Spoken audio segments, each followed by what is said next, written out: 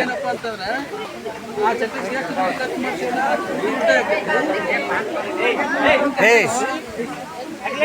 ಮರ್ಯಾದೆ ಇದು ಚಟ ಬಿಡುದ್ರಿಂದ ಏನಕ್ಕತಿ ಅಷ್ಟು ದುಡ್ಡು ಉಳಿತೈತಿ, ಅಷ್ಟು ಆರೋಗ್ಯ ಹಸ್ತೈತಿ, ಅಷ್ಟು ಮಾನ ಮರ್ಯಾದೆ ಹಸ್ತೈತಿ. ಅದೇ ಚಟ ಮಾಡೋದ್ರಿಂದ ಅಷ್ಟು ದುಡ್ಡು ಹಾನಿ, ಅಷ್ಟು ಆರೋಗ್ಯ ಹಾನಿ, ಅಷ್ಟು ಮಾನ ಮರ್ಯಾದೆ ಹರಾಜ. ನಿಮ್ಮ ಮ್ಯಾಗಿಂದ ನೀವು ಹಾಕೋರು ಯಾಕಡೆ ಹೋಗ್ತೀವಿ ನಿಮ್ಗೆ ಬಿಟ್ಬಿಟ್ಟು ವಿಷಯ. ಚಟ ಮಾಡೋದ್ರಿಂದ ಏನು, ಚಟ ಬಿಡೋದ್ರಿಂದ ಏನು, ಚಟ ಇಲ್ಲಿ ಲೆಕ್ಕ ಇಡೋದ್ರಿಂದ ಉತ್ಪನ್ನ ಆಗುತ್ತೆ. ರೊಕ್ಕ ಯಾರಿಗೆ ಕೊಟ್ಟೆ, ಯಾವಾಗ ಕೊಟ್ಟೆ, ಹೆಂಗೆ ಕೊಟ್ಟೆ, ಅದು ಎಲ್ಲ ರಿಕಾರ್ಡ್ ಆಗ್ತದೆ. ಪ್ರತಿಯೊಂದು ರಿಕಾರ್ಡ್ ಗೊತ್ತಾಗ್ತದೆ. ಅವಾಗ 2 ರೂಪಾಯಿ ಲೀಟ್ರ್ ಹಾಲಿತ್ತು, 60 ರೂಪಾಯಿ ಹಿಂಗೆ ಆಗುತ್ತೆ. ಅದರಿಂದ ಟ್ರಾನ್ಸ್ಪರೆನ್ಸಿ ಅದನ್ನು ಖರ್ಚು ಮಾಡಬಾರ್ದು, ಖರ್ಚು ಮಾಡಿದೆ ಹಿಂಗೆ ನೋಡ್ಕೊಳಕ್ಕೆ ಮಟ್ರ ಒಳ್ಳೆ ಮನುಷ್ಯರಾಗಿ ಮಾಡ್ತೀರಿ. ಮತ್ತು ಚಟ ಮಾಡಿದ್ರೆ ಎಲ್ಲ ಹಾನಿ ಮಾಡ್ಕೊಡ್ತಾರೆ. ಅವಾಗೇನಕ್ಕೆ ನಿಮ್ಗೆ ಕೆಟ್ಟ ಹೆಸರು ಬರ್ತೈತಿ.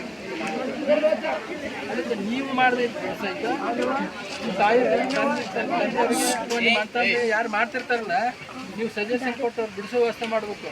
ಅವ್ರಿಗೆ ಹೇಳಿ ನಿಮ್ಮ ಮಾತು ಭಾಳ ಕೇಳ್ತಿರ್ತಾರೆ. ಯಾಕಂದ್ರೆ ಬೇರೆದವ್ರು ಹೇಳಿ ಕೇಳೋದಿಲ್ಲ. ಅವ್ರಿಗೆ ಏನು ಅನ್ಸತಿ, ಸ್ವತಃ ನನ್ನ ಮಗನ ನನ್ನ ಬುದ್ಧಿ ಹೇಳಕತ್ತಿಂದಲ್ಲ ಅಪ್ಪ ಅನ್ನೋ ಫೀಲಿಂಗ್ ಆಕೈತೆ. ಅವರು ಕುಡಿಯೋರಿದ್ರೆ ಕುಡಿದು ಏನು ಸಿಟ್ಟು ಮಾಡಿ ಹೇಳಿದ್ರೆ ಏನಾಗೋದಿಲ್ಲ. ಯಾಕಂದ್ರೆ ಅವ್ರಿಗೆ ಬಿಡಿಸಿದ್ರಪ್ಪ ನಿಮಗೆ ಪುಣ್ಯ ಬರ್ತಿತ್ತು. ಹೌದಾ? ನಿಮ್ಮ ಮಾತು ಭಾಳ ಕೇಳ್ತಾರೆ. ಅಂದರೆ ನೀವು ನಿಮಗೆ ಯಾಕೆ ನಾ ಹೇಳಕತ್ತೀವಪ್ಪ ಅಂದ್ರೆ, ನೀವು ಮುಂದಿನ ಭಾರತ ದೇಶದ ಪ್ರಜೆಗಳಾಗ್ತೀರಿ. ಯಾರು ಪ್ರಧಾನಮಂತ್ರಿ ಆಗ್ತಿರೋ ಯಾಕೆ ಗೊತ್ತಿಲ್ಲ. ಅದು ನಾನು ಅವಾಗ ಯಾಕಂದ್ರೆ ಆಟೋಲ್ಲ ಬಿಟ್ಟಾಗ ಇಷ್ಟೆಲ್ಲ ನನಗೆ 75 ವಯಸ್ಸೀಗ ದಾಟಿ ಎಲ್ಲ ಏನು ಇನ್ನು ಹಾಕಿ ಕೊಡೋರು ಎಲ್ಲರೂ ಅಂತ ಸದ್ಯ ಹೇಳಕ್ಕೊಡ್ತೀನಿ. ಈ ಒಂದು ನಾವು ಮಾಡಿದ ಚಟಗಳು 2010ರಿಂದ 13 ವರ್ಷ ಅಂತ ಹೇಳಕತ್ತೀವಿ. ಈ ವಿಷಯವಾಗಿ ಸಾಕಷ್ಟು ಪೇಪರ್ನಾಗ ಬಂದು ಪತ್ರ ಬರೆದು ಭಾಳಷ್ಟು ಇವಾಗ ಇದು ಬಂದಾಗ ಇನ್ನೂ ಶಾಲೆಗೆ ಹೋಗ್ಬೇಕಾದ್ರೆ ನಿರಿಕೆರಿಗೆ ಹೋಗ್ಬೇಕು. ದಯವಿಟ್ಟು ಇದಕ್ಕಿಂತ ಮೊದಲು ಒಂದು ಇಂಪಾರ್ಟೆಂಟ್ ಹೇಳಬೇಕು ಅಂದ್ರೆ ಎಲ್ಲರಿಗೂ ಏನು ಮಾಡಲಿಕ್ಕೆ ನೀವು ಮೊದಲು ನಿಮ್ಮ ತಾಯಿ ತಂದೆ ಸಂರಕ್ಷಣೆ ಮಾಡುವಂಥ, ಅವ್ರಿಗೆ ನಮಸ್ಕಾರ ಮಾಡುವಂಥ, ಅವರಿಗೆ ಆಶೀರ್ವಾದ ತಗೊಳ್ಳುವಂಥ ಒಂದು ಯಾರು ಎಷ್ಟು ಮಂದಿ ತಾಯಿ ಕೆಲಸ ಮಾಡ್ತೀರೋ ಒಮ್ಮೆ ಮಾಡಿರೋ ಏನು ಮಾಡ್ತಿರೋ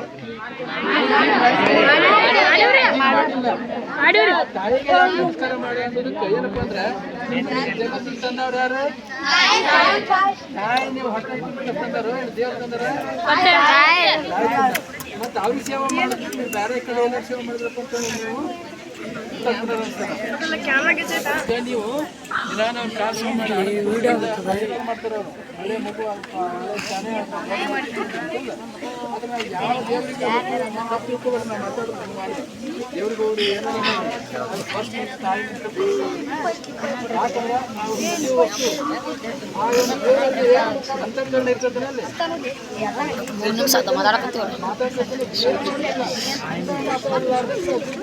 ಮಾಡ್ಕೊಂಡು ಮಾಡ್ಕೊಂಡು ಬರ್ತೀವಿ.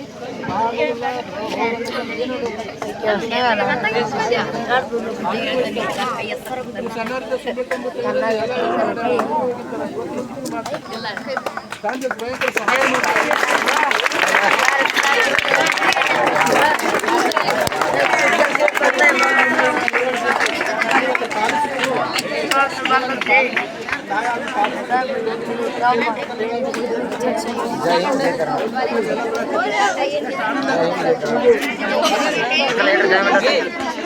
ತಾಯಿ ತಂದೆ ಕೊಡ್ರಿ. ಪೂಜೆ ಮಾಡ್ತಿರಲ್ಲ, ಪೂಜೆ